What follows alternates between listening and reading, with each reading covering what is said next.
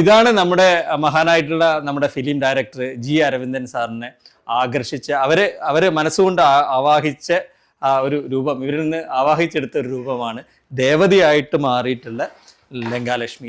അരവിന്ദൻ സാറും അതുപോലെ കുറച്ച് ഫിലിം ആക്ടേഴ്സ് ഒക്കെ ഇവിടെ വന്നിട്ട് നമ്മുടെ വീട്ടിൽ അച്ഛനുള്ള സമയത്ത് നമുക്ക് ഒരു IFFK ലോഗോ തീരുമാനിക്കണം, ഏത് കഥാപാത്രം തീരുമാനിക്കണം എന്നുള്ളത് ഒരു സ്ത്രീ കഥാപാത്രമായിരിക്കണം, ദേവതയായിട്ട് മാറുന്ന കഥാപാത്രമായിരിക്കണം എന്നുള്ള നിർദ്ദേശം അരവിന്ദൻ സാർ പറഞ്ഞപ്പോൾ നമ്മളിതങ്ങനെ ലങ്കാലക്ഷ്മി എന്നുള്ള കഥാപാത്രം ഹനുമാൻ ലങ്കയ്ക്ക് സീതാദേവി അന്വേഷിച്ച് പോകുന്ന സമയത്ത് ചാടി ആദ്യം തടുക്കുന്നുണ്ട്, ഗോപുരം കിടക്കുന്ന സമയത്ത് തടുക്കുന്ന ഒരു സ്ത്രീയാണത്. എട്ടുത്തോളായി 4 മുഖത്തായി ഉലകേഴും, 8 തോള് 4 മുഖത്തോടു കൂടിയ സ്ത്രീയെ തടഞ്ഞാൽ നിനക്ക് നാശാണ്, ഞാൻ എന്റെ വിചാരിച്ച കാര്യം നടത്തും എന്ന് പറയാണ്. അപ്പൊ അവള് പറയുന്നത് എന്നെ നീ മീണ്ടേഹിനതേകാതിർമാറ്റം ചൊന്നായി നീയാവനട തൊൽപുരമട്ട, എന്നെ നീ ഒരിക്കലും മറികടന്നിട്ട് പോകാൻ പറ്റില്ല, നിന്നാലൊന്നും അതിനുള്ള കടന്നിട്ട് നിന്നാലും മുടിയാതെ അതന്നെ തമിഴിൽ ഒന്നും ചെയ്യാനുള്ള മുടിയാതെ എന്ന് പറഞ്ഞു. അപ്പോഴാണ് ഹനുമാൻ അവസാനം ഒരു അടിയടിക്കുകയാണ്.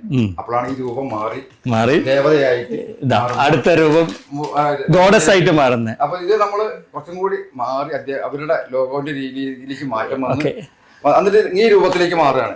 അടി കഴിഞ്ഞപ്പോ ഇതാണ് നമ്മുടെ പിന്നെ ഇതല്ലേ എന്റെ ഫ്രണ്ട്, ഇതാണ് നമ്മുടെ മഹാനായിട്ടുള്ള നമ്മുടെ ഫിലിം ഡയറക്ടർ ജി അരവിന്ദൻ സാറിനെ ആകർഷിച്ച അവര് മനസ്സുകൊണ്ട് ആവാഹിച്ച ആ ഒരു രൂപം, ഇവരിൽ നിന്ന് ആവാഹിച്ചെടുത്ത ഒരു രൂപമാണ് ദേവതയായിട്ട് മാറിയിട്ടുള്ള ലങ്കാലക്ഷ്മി. ഇതായിരുന്നു ലങ്കാലക്ഷ്മിയുടെ.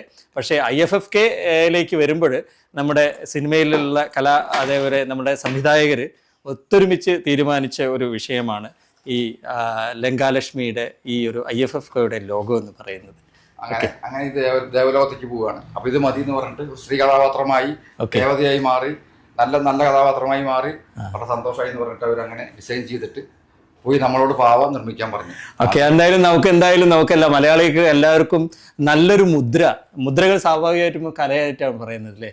നല്ലൊരു മുദ്ര സമ്മാനിച്ച കുടുംബത്തോടൊപ്പമാണ് നമ്മളിപ്പോൾ ഇന്ന് നിൽക്കുന്നത്. ശരിക്കും പറഞ്ഞാൽ മനസ്സിൽ മായാത്ത തിയേറ്ററിലെ ഇരുളിൻ്റെ തിയേറ്ററിൽ നിന്ന് നമ്മളെ വെള്ളി വെളിച്ചത്തിൽ ഈ മായാരൂപിയായിട്ടുള്ള ഈ അമ്മ കടന്നു വരുമ്പോൾ ആർക്കാണെങ്കിലും മനസ്സ് കോരിത്തിരിക്കുന്ന ഒരു സമയമായിരുന്നു. ശരിക്കും പറഞ്ഞാൽ കോരിത്തിരിച്ചിട്ടുണ്ട്, കൈയടിച്ചിട്ടുണ്ട് ധാരാളമാണ്. ആ കൈയടിയുടെ ഉത്ഭവം ഇവിടുന്നായിരുന്നു എന്ന് അറിയിക്കുന്നതിൽ എനിക്ക് വളരെ സന്തോഷമുണ്ട്.